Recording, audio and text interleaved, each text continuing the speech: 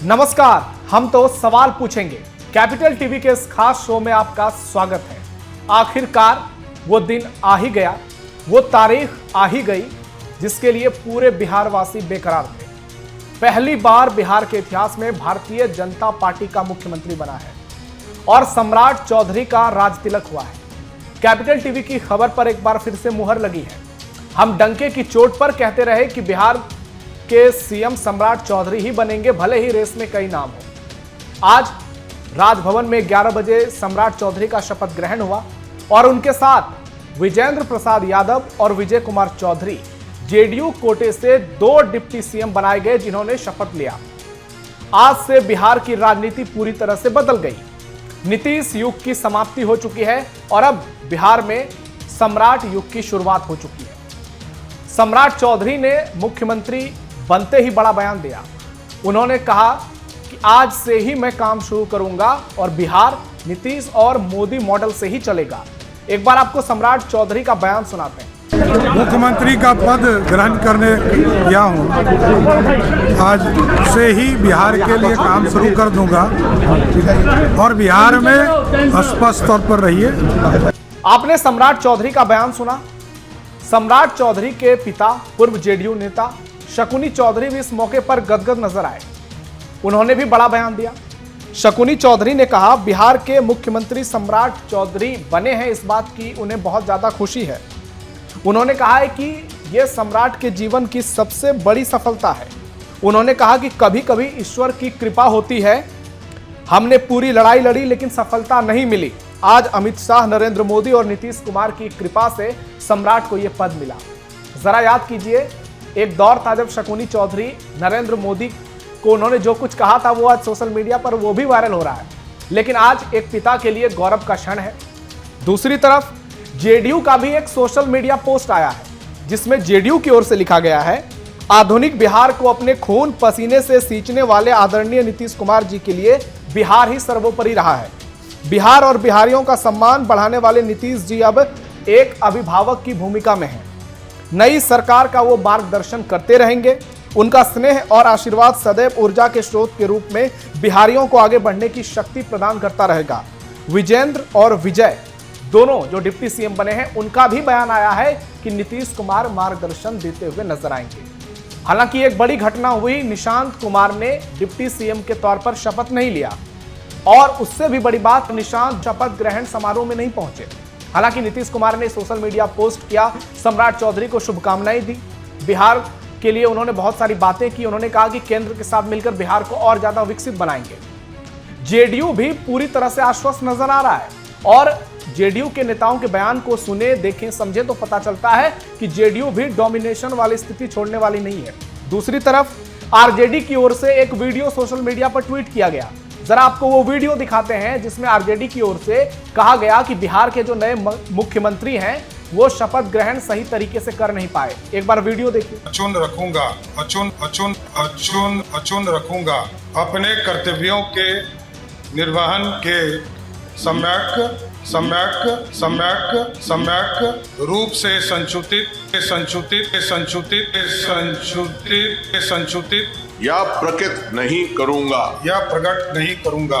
तो ये आरजेडी के आरोप हैं। आरजेडी की ओर से कहना है कि सम्राट चौधरी सही से शपथ पत्र नहीं पढ़ पाए।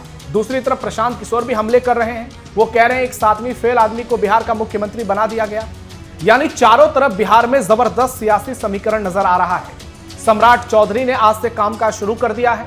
पटना में बीजेपी कार्यालय वो पहुंचे, वहां उनका शानदार स्वागत, अभिनंदन हुआ और अब बिहार में उनका एक्शन देखने को मिल रहा है। चारों तरफ सम्राट मॉडल की गूंज सुनाई देने लगी है और दूसरी तरफ जेडीयू भी पूरी ताकत के साथ सरकार में शामिल हो गई है।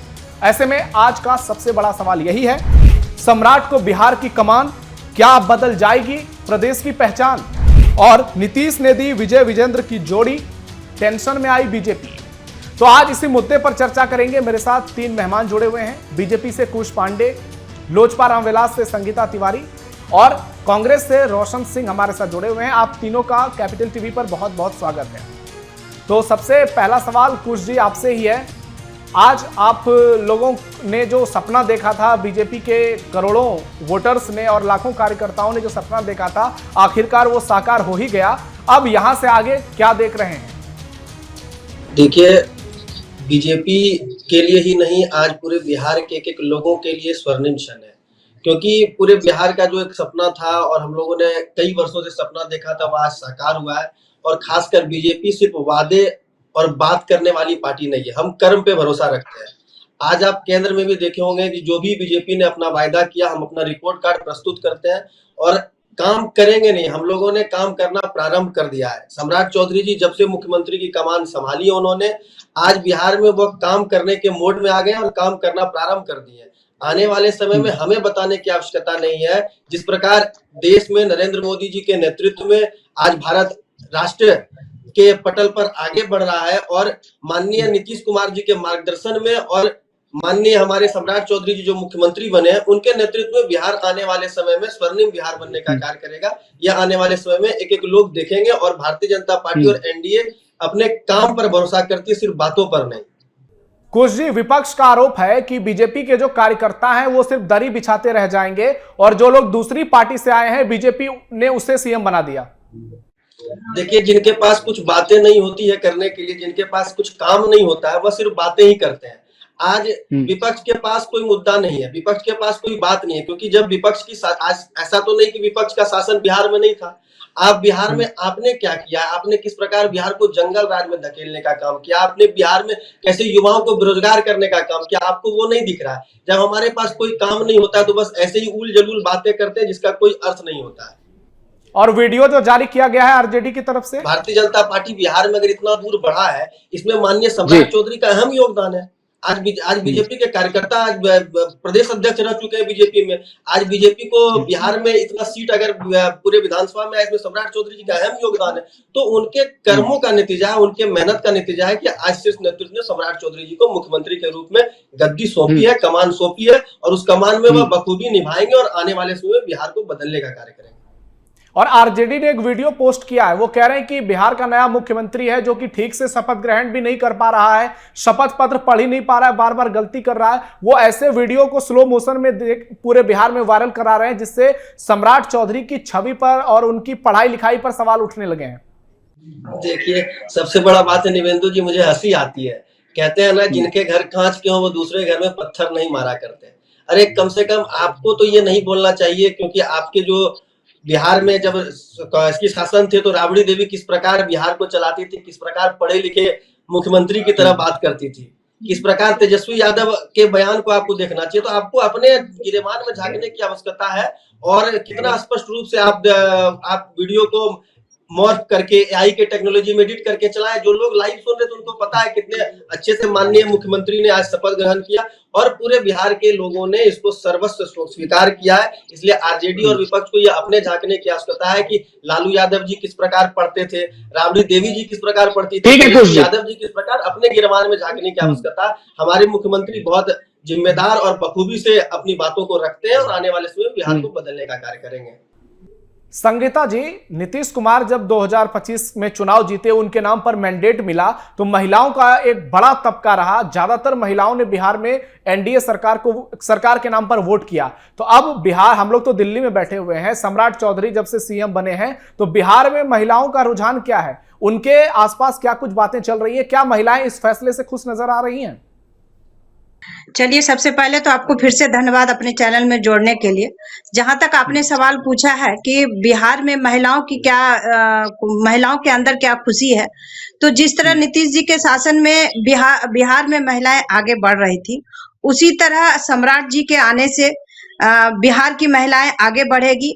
बिहार की महिलाएं सशक्त तो पहले से भी थी, नीतीश जी के शासन में थी और आगे भी सम्राट जी के शासन में महिलाएं सशक्त होगी। जिस तरह 33% आरक्षण हम लोगों को मिलने जा रहा है, उससे बिहार की महिलाएं शिक्षा के क्षेत्र में, राजनीतिक के क्षेत्र में और कई ऐसे क्षेत्र में महिलाएं निश्चित ही उनके नेतृत्व में आगे बढ़ेगी। हम लोगों के लिए खुशी की बात है कि एक ऐसे युवाओं के हाथ में बागडोर बिहार का बागडोर है जो कर्मठ है और अपनी मेहनत के बल पर आगे बिहार को ले जाने का कार्य पूरा करेंगे और बिहार आगे बढ़ेगा। संगीता जी, चिराग पासवान का अब क्या होगा? क्योंकि बीजेपी की एक नई लीडरशिप अब बिहार में डेवलप होगी और आने वाले समय में जितने भी सहयोगी पार्टियां हैं उनको दिक्कत होगी, क्योंकि सम्राट चौधरी के पास अभी 4.5 साल का मौका है। अगर उन्होंने योगी आदित्यनाथ की तरह अपनी छवि बना ली, हिमंता विश्व शर्मा की तरह अपनी छवि बना ली, तो फिर दूसरी पार्टी से क्या लीडर उभर पाएंगे? और चिराग पासवान के लिए, वो एनडीए में है, उनके लिए कहें तो झटका ही है कि सम्राट चौधरी जितने मजबूत होंगे, चिराग पासवान की दावेदारी उतनी कमजोर होगी। नहीं, देखिए, ये सम्राट जी जो मुख्यमंत्री बने हैं वो एनडीए के मुख्यमंत्री बने हैं, और जहां तक एनडीए के मुख्यमंत्री बने हैं, हमारे राष्ट्रीय अध्यक्ष चिराग पासवान जी केंद्र के वो मंत्री हैं, और जिसके अंदर योग्यता होती है और लीडरशिप करने की क्षमता होती है, उसे ना कोई कभी पीछे ढकेल सकता है और ना ही कोई पीछे कर सकता है। और हमारे नेता राष्ट्रीय अध्यक्ष चिराग पासवान जी के अंदर लीडरशिप करने की क्षमता है, तो वो अपने क्षमता से, अपने बल पर, जिस तरह उसने उन्होंने अपने पार्टी को आगे बढ़ाया और पार्टी को बिहार में पार्टी का एक पहचान बना, तो आने वाला समय में जैसे हमारे राष्ट्रीय अध्यक्ष अपनी योग्यता के बल पे, अपनी टैलेंट के बल पे वो आगे बढ़ रहे हैं, आगे भी बढ़ेंगे। और चूंकि ये एनडीए, आप लोग इस फैसले से खुश हैं? आप लोग इस फैसले से खुश हैं सम्राट? बिल्कुल हम लोग खुश हैं, क्योंकि हमारे नेता ने भी इसमें समर्थन किया है। राष्ट्रीय अध्यक्ष चिराग पासवान जी ने उनको बधाई भी दी है, उनके घर जाकर उनसे गले भी मिले हैं, तो हम लोग भी बहुत खुश हैं, क्योंकि बिहार के मुख्यमंत्री युवा बने हैं। इसके लिए हम लोग भी अपने पार्टी की तरफ से उनको बहुत बहुत बधाई देते हैं।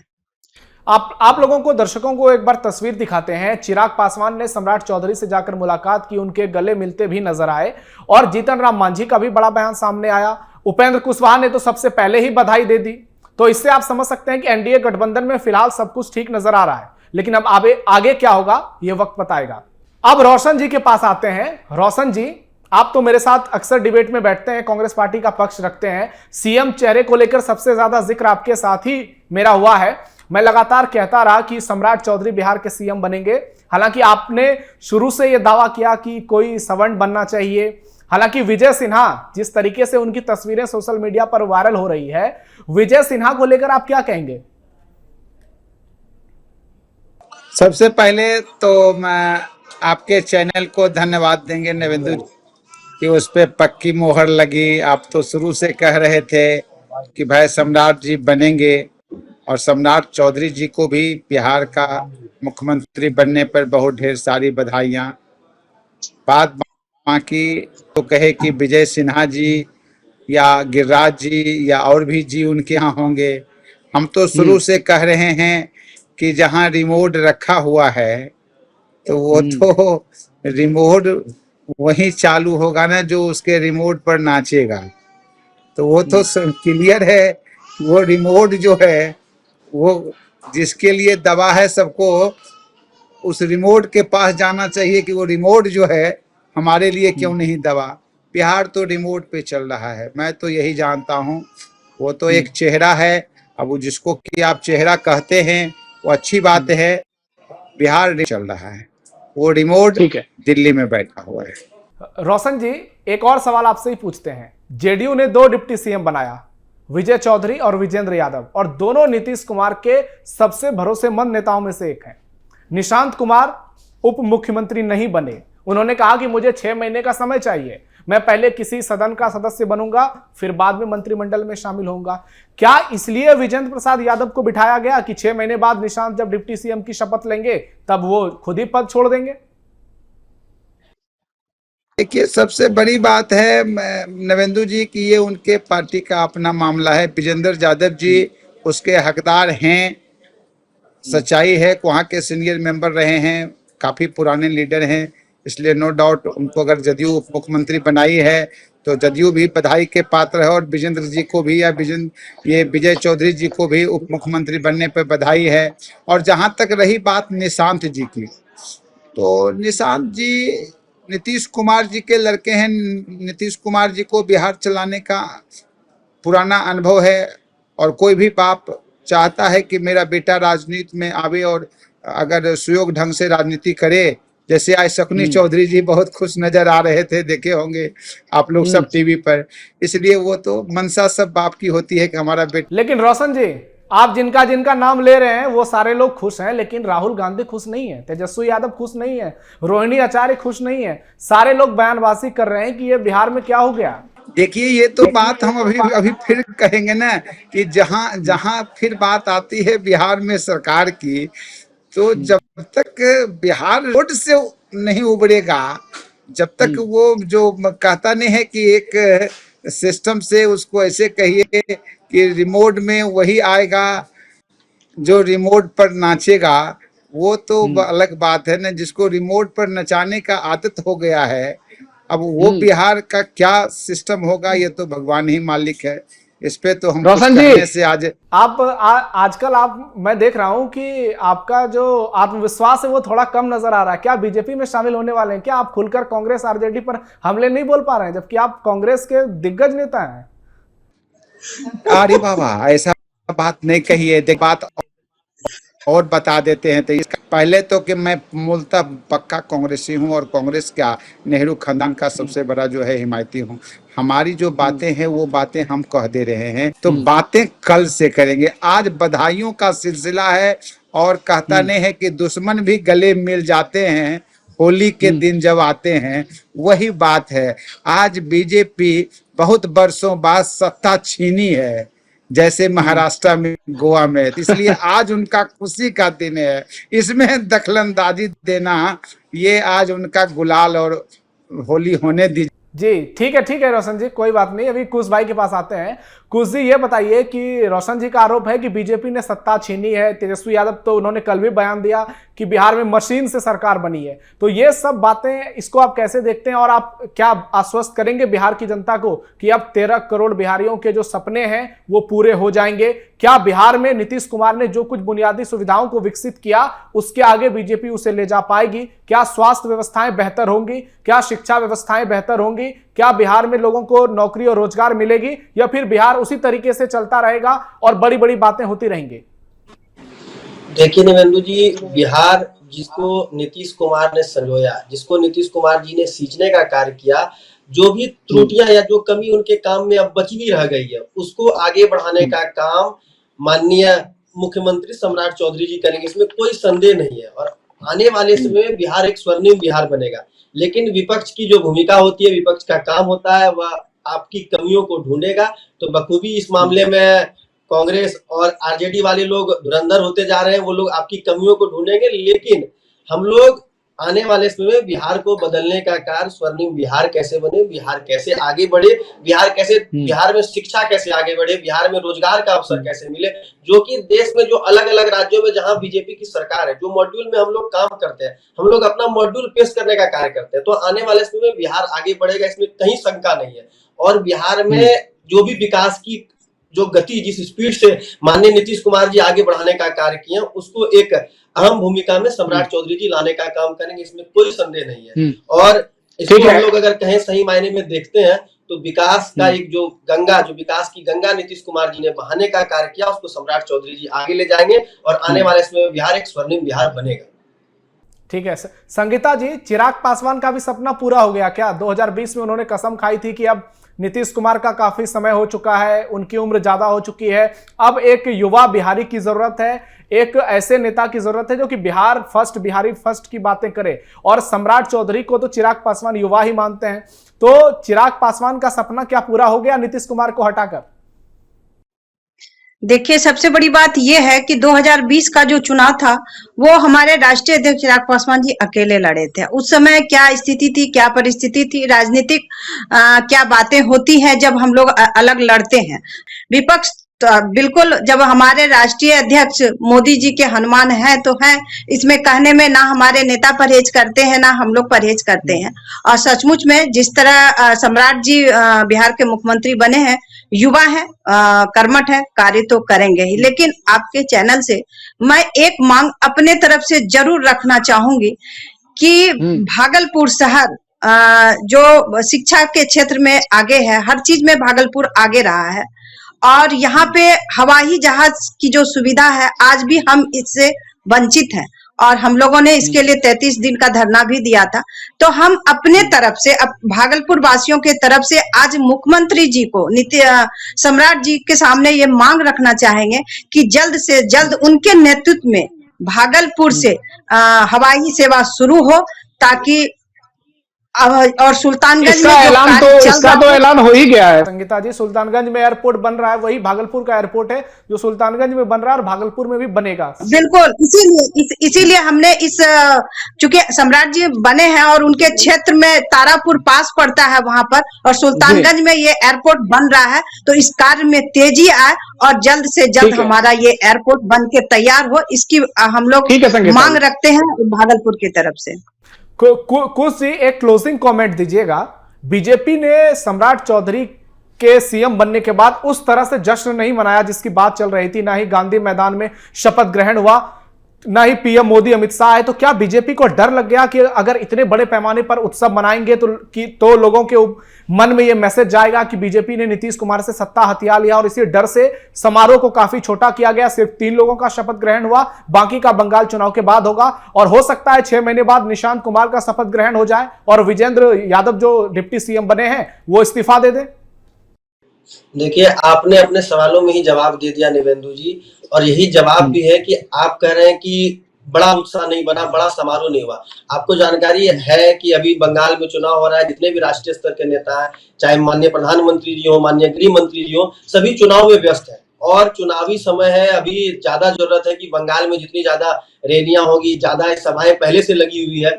आप बहुत फैक्ट पे बात कर रहे हैं, लेकिन ये आप देखिए कि बंगाल में आप कोशिश कर रहे हैं कि पहली बार आपका सीएम बने, और बिहार में इतना बड़ा मौका आया कि पहली बार बीजेपी का सीएम बना, तो ये उत्सव को मनाना चाहिए था बीजेपी को। बिल्कुल, एक एक कार्यकर्ता आज आप पूरे बिहार के कोने कोने में देखेंगे कि जब जैसे मुख्यमंत्री जी ने शपथ लिया, उसके बाद बिहार के कोने कोने में एक कार्यकर्ता। देखिए, सिर्फ एक जगह बड़ा कार्यक्रम करना या एक जगह बड़ा मैसेज देना भारतीय जनता पार्टी का कभी उद्देश्य नहीं रहता। हमारा उद्देश्य हमेशा रहता है कि हर एक गली, हर एक मोहल्ले, आज एक जनमानस, एक घर में मिठाइयां बट रही है, इससे बड़ा उत्साह क्या हो सकता है। आज अलग अलग मोहल्लों में, अलग अलग चौक चौराहों में आप देखेंगे कि अबीर गुलाल लोग उड़ रहे हैं कि माननीय हमारे सम्राट चौधरी जी मुख्यमंत्री बने। इससे बड़ा संदेश और क्या हो सकता है। लेकिन अभी चुनावी समय है, चुनाव के कारण अभी सभी हमारे शीर्ष नेतृत्व व्यस्त है। ठीक है। जाते जाते रोशन जी एक क्लोजिंग कमेंट आपसे भी चाहेंगे, आपका क्या कहना है इन तमाम घटनाक्रम को लेकर? शॉर्ट में जवाब दीजिएगा कि अब आप यहां से बिहार की स्थिति को आगे कैसे देख रहे हैं, आप लोगों को क्या कुछ उम्मीदें हैं, विपक्ष को क्या उम्मीदें हैं सम्राट सरकार से?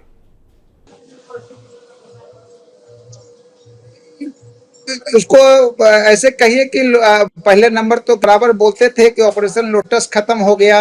सबसे पहले तो बात यह है, आपने तो बार बार कहा था और आज इसको पूरा होते मैं दिख रहा हूं। और दूसरा है, शराब वही है, लेवल बदल गया, इससे उससे कहीं कुछ ना, यही गृह मंत्री, यही गुंडा राज, यही सिस्टम। रोशन जी, शराबबंदी खत्म होनी चाहिए। ये बातें अभी मैं बोलना जल्दीबाजी होगी, इसलिए कि ऑपरेशन लोटस में जो है क्या क्या वादा नीतीश कुमार से किए होंगे, क्या क्या वादा जो है ये निभाएंगे, क्या इनका आंतरिक पैचअप है, इसलिए अभी इस पे कहना जल्दीबाजी हो जाएगी। चलिए ठीक है। कांग्रेस के प्रवक्ताओं की मैं दाद देता हूं कि एक तरफ राहुल गांधी एकदम अडिग स्टैंड पर टिके हुए हैं, नरेंद्र मोदी को तुम ताम कर रहे हैं, और उनके जो प्रवक्ता हैं वो भी अपने स्टैंड पर कायम है। उनको आज भी लग रहा है कि ऑपरेशन लोटस ही हुआ है, ईवीएम में ही दिक्कत है। ठीक है रोशन जी, आप हमारे साथ शामिल हुए, आपकी जो भी बातें हैं हम उसका सम्मान करते हैं, और आप लोग हमारे साथ जुड़े, इसके लिए आप तीनों का बहुत बहुत धन्यवाद। तो अब देखना यह होगा कि बिहार में सम्राट चौधरी की ताजपोशी के बाद अब क्या कुछ बड़े फैसले होते हैं। क्या उसी रफ्तार से बुलडोजर चलेगा जो पिछले दिनों नजर आया था? क्या एनकाउंटर की नीति अपनाई जाएगी? और सबसे बड़ा सवाल, क्या बिहार वासियों की सारी उम्मीदें पूरी की जाएंगी, सारे सपने पूरे किए जाएंगे? और आज कई मामलों में जो बिहार इतना पीछे रह गया है, सम्राट चौधरी उसको एक नई दिशा और दशा दे पाएंगे? आपकी क्या राय है कमेंट बॉक्स में बताइए। हमारे इस वीडियो को ज्यादा से ज्यादा शेयर कीजिए, लाइक कीजिए। फिलहाल के लिए हम तो सवाल पूछेंगे में इतना ही। धन्यवाद।